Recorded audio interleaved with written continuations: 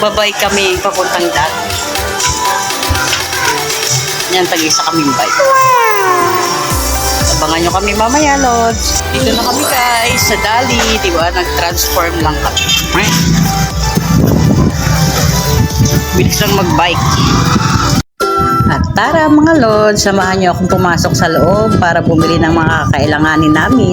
At dahil linggo na naman ngayon mga Lods, ay magluluto kami ng giniling. Dahil nung nakaraan, nabitin kami sa niluto kong giniling na may halong itlog. Kaya ayan, samahan nyo ako, kinuha ko na yung basket para lalagyan ng mga pinamili ko.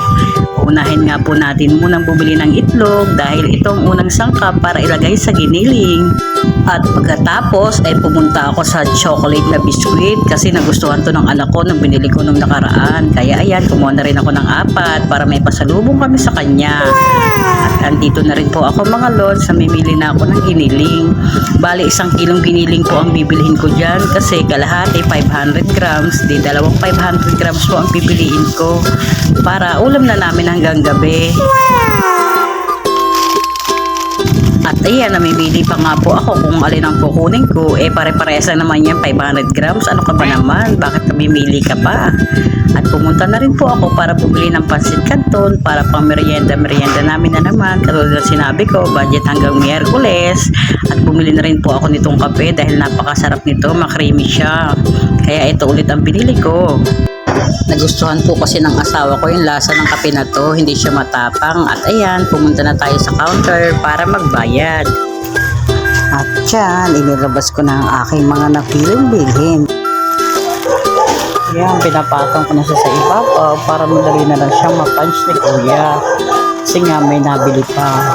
Buti na lang, nadala ko yung aking bag, kaya may lalagyan ako ng aking pinamili. Kasi pag sa Dali ka namili, kailangan may sarili kang lalagyan dahil self-service yan, walang nagbabalot. Kaya pag bumili ka rito, piling mo na sa ibang bansa ka kasi nga naman kailangan ikaw ang magbalot ng pinamili mo. Wala sila ditong bagger. Ayan, nilalagay na nga ni Kuya yung mga pinamili ko sa basket dahil nga napansin na at nag-abot na rin ako ng bayad ko.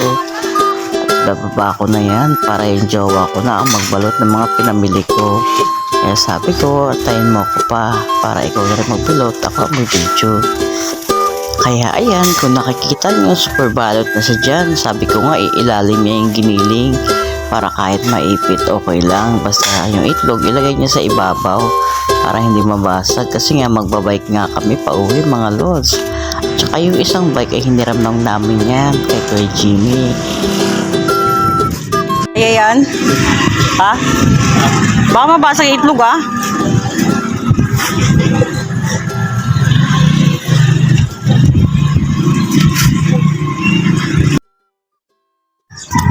Andito na kami.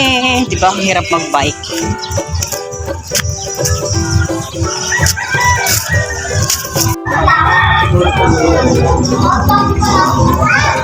Kaya pabalik nga.